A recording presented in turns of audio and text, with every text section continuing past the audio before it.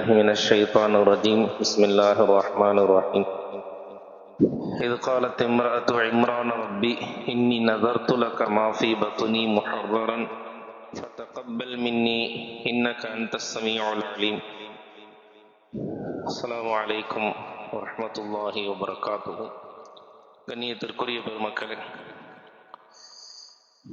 அல்ஹம்துலில்லாஹ் ரபியுல் ஆஹிரினுடைய ஒரு மாத காலம் ஃபஜ்ருடைய தொழுகையில் பலஸ்தீனத்தில் கடுமையாக பாதிக்கப்பட்டிருக்கக்கூடிய நம்முடைய சகோதரர்களுக்காக அவர்கள் நல்வாழ்விற்கு திரும்ப வேண்டும் என்பதற்காகவும், மேலும் இந்த ஒரு அநீதத்தை அக்கிரமத்தை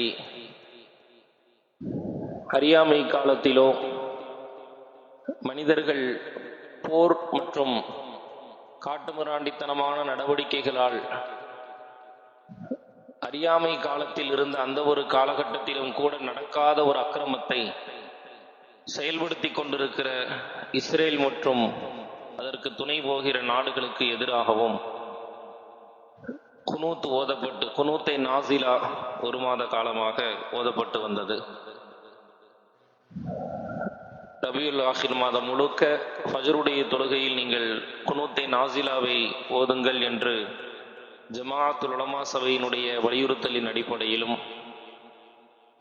நம்மாலான இயன்ற ஒரு உதவியை அல்லாஹுவின் புறத்திலிருந்து நாம் கேட்க வேண்டும் என்கிற ஒரு அடிப்படையிலும் ஓதப்பட்டு வந்தது. இன்ஷா அல்லாஹ் அந்த ஒரு மாத காலம் நேற்றைய தினம் முடிவடைகிறது. இன்றைக்கு ஜமாதுல் அவ்வல் பிறை ஒன்றாக அறிவிக்கப்பட்டிருக்கிற காரணத்தினால் இன்று முதல் இன்ஷா அல்லாஹ் ஃபஜ்ருடைய தொழுகையில் குனூத்தை நாசிலா என்பது ஓதுவது நிறுத்தப்படும் தற்காலிகமாக. இருந்த போதிலும் நாம் ஒவ்வொரு தொழுகைக்கு பிறகும் அந்த பலஸ்தீனத்தில் பாதிக்கப்பட்டிருக்கிற நம் சகோதரர்களுக்காக வேண்டி பிரத்யேகமான முறையில், தனிப்பட்ட முறையில் நிறைய அதிகமாக நாம் துவா செய்ய வேண்டும். அந்த மக்கள் அந்த கடுமையான சிரமத்திலிருந்து மீண்டு தங்களுடைய இயல்பு வாழ்க்கையின் பக்கம் திரும்ப வேண்டும், அவர்களின் வாழ்வு கஷ்டங்களில் இருந்து நிவாரணம் பெற்றதாக அமைய வேண்டும் என்று நாம் துவா செய்ய வேண்டும். அல்லாஹு தஆலா அவர்களின் எல்லா காயங்களுக்கும் உடனடியாக விரைவான நிவாரணத்தை தருவானாக. மன ரீதியான வழிகளிலிருந்தும், வேதனைகளிலிருந்தும், இழப்புகளிலிருந்தும் அல்லாஹு தஆலா மீண்டு வந்து நல்ல முறையில் அந்த சமுதாயம் வாழ்வதற்குண்டான பொருளாதார, கால மற்றும் சுற்றுச்சூழல் என அனைத்தையும் அல்லாஹு தஆலா எளிமையாகவும் விரைவானதாகவும் ஆக்கி அருள்வானாக. அந்த கடுமையான துன்பத்தை ஏற்படுத்திய, வேதனை கொடுத்த, சொல்லனா சோதனைக்கும் வேதனைக்கும் ஆளாக்கிய அக்கிரமக்காரர்களுக்கு அல்லாஹு தஆலா அவனுடைய இல்மில் ஹிதாயத் இருந்தால் விரைவாக அந்த ஹிதாயத்தை தருவானாக. அவனுடைய இல்மில் ஹிதாயத்து இல்லாத போது அவர்களை அல்லாஹு தஆலா அழித்து உலகத்து அநியாயக்காரர்களுக்கெல்லாம் ஒரு பெரும் படிப்பினையாக, பாடமாக அந்த அழிவை ஆக்கி அருள்வானாக. அன்பிற்குரிய அல்லாஹ்வின் நல்லடியார்களே, சூரா ஆல இம்ரான் 32வது 33வது திருவசனங்கள். இம்ரானுடைய குடும்பத்தார்களை அல்லாஹ் தேர்ந்தெடுத்தான்.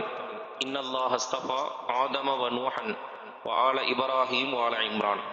இப்ராஹிம் அலைஹிஸ்ஸலாத்தின் குடும்பத்தையும் இம்ரான் அவர்களின் குடும்பத்தையும் அல்லாஹ் தேர்ந்தெடுத்தான் என்று தொடங்கக்கூடிய அந்த ஒரு நிகழ்வினுடைய தொடக்க வசனங்கள். இம்ரானுடைய குடும்பத்தார்கள் யார்? நபிமார்கள் இல்லை என்ற போதிலும் அவர்களை அல்லாஹு தஆலா இம்ரான் என்பவரை இவ்வாறு சிறப்புப்படுத்தியதன் காரணம் என்ன என்பதையெல்லாம் அடுத்தடுத்த வசனங்களில் நாம் பார்க்கிறோம். இம்ரான் என்பவர் பைத்துல் முகத்தஸினுடைய பொறுப்புதாரியாக இருந்தார். இன்னும் சொல்ல போனால் அந்த பொறுப்புதாரிகளில் முக்கியமானவராக இருந்தார். நல்ல சாலிஹான மனிதராக, இறைவனுக்கு கட்டுப்பட்டு வாழக்கூடிய மனிதராக இருந்தார். அவருக்கும் அவருடைய மனைவியாருக்கும் துணைவியாருக்கும் குழந்தை பாக்கியம் இல்லாமல் அவர்கள் அல்லாஹ்விடம் இறைஞ்சி கொண்டிருந்தார்கள்.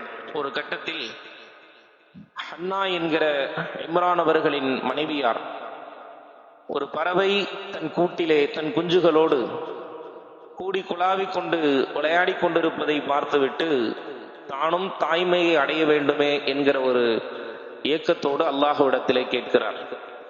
அல்லாஹு தஆலா அவர்களுக்கு குழந்தை பெறுகிற தாய்மை என்கிற உயர்ந்த பாக்கியத்தை அல்லாஹ் கொடுக்கிறான். இவர்கள் தாய்மை அடைகிறார்கள். கருவாகி அந்த குழந்தை உருவாகி வளர்ந்து கொண்டிருக்கிற அந்த சமயத்தில் இம்ரான் அவர்கள் வஃபாத் ஆகி விடுகிறார்கள். ஒரு பக்கம் கணவனுடைய இழப்பு, இன்னொரு பக்கம் வயிற்றில் வளர்கிற குழந்தை பாக்கியத்தினுடைய மகிழ்ச்சி.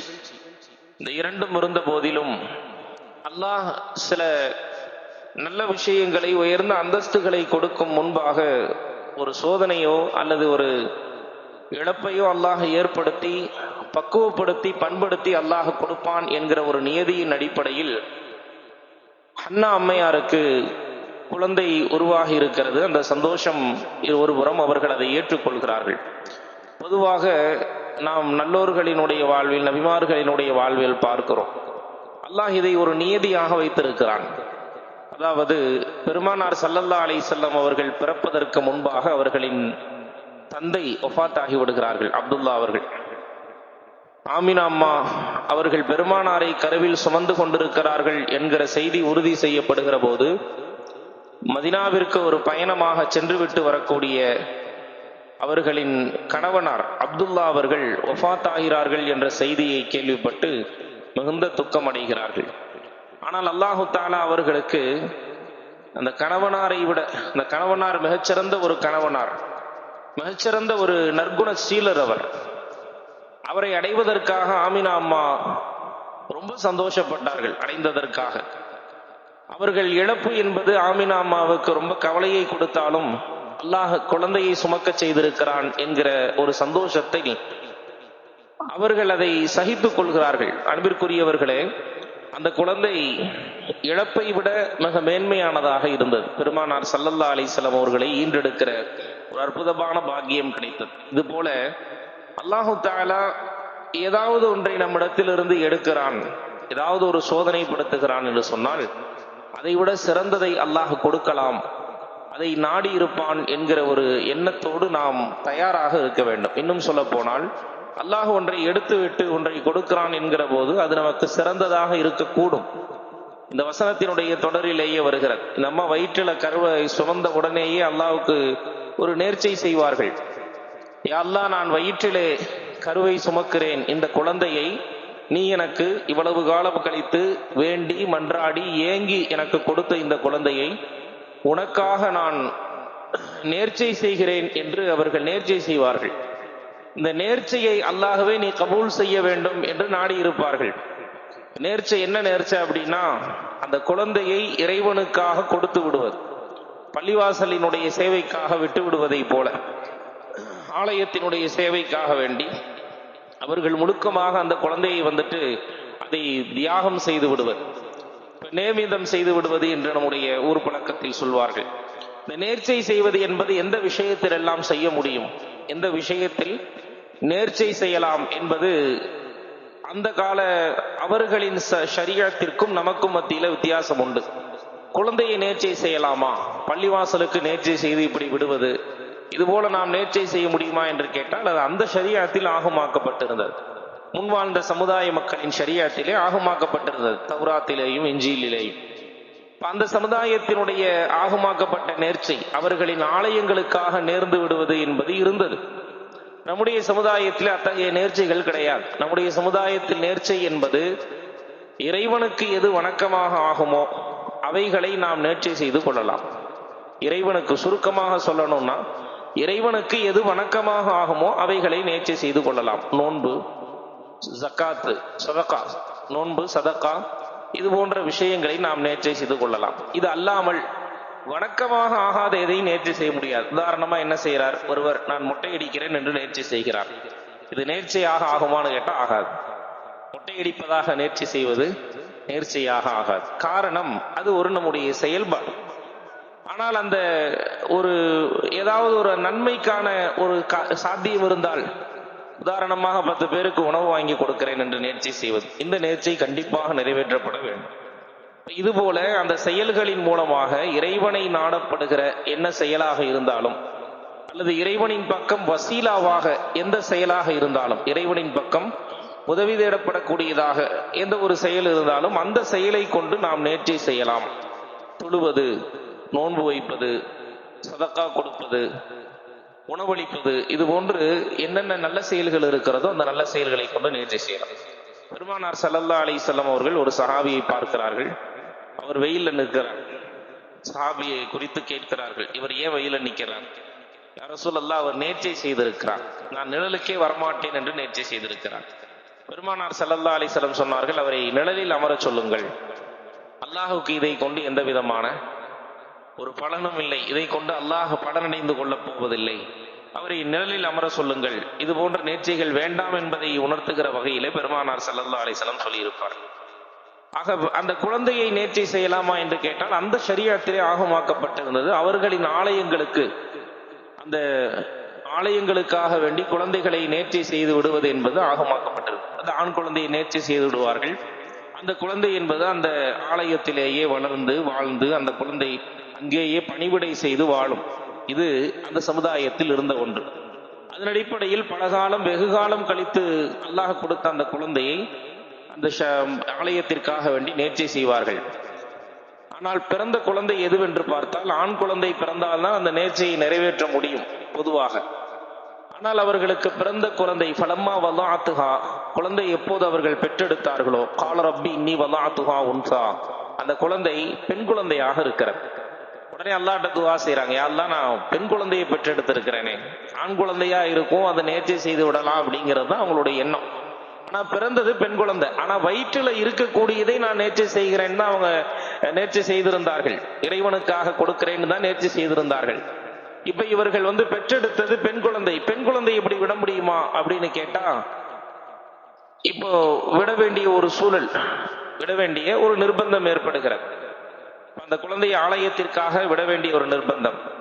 உடனே இந்த அம்மா அல்லாஹ்ட்ட இப்படி கேட்கிறாங்க, ரப்பி இன்னி வலாஅத்துஹா உன்சா, நான் பெண் குழந்தையாக பெற்றெடுத்திருக்கிறேன். வல்லாஹு ஆலமு பிமா வலாஅத், அவர்கள் எதை பெற்றெடுத்தார்கள் என்பதை அல்லாஹ் நன்கறிவான்.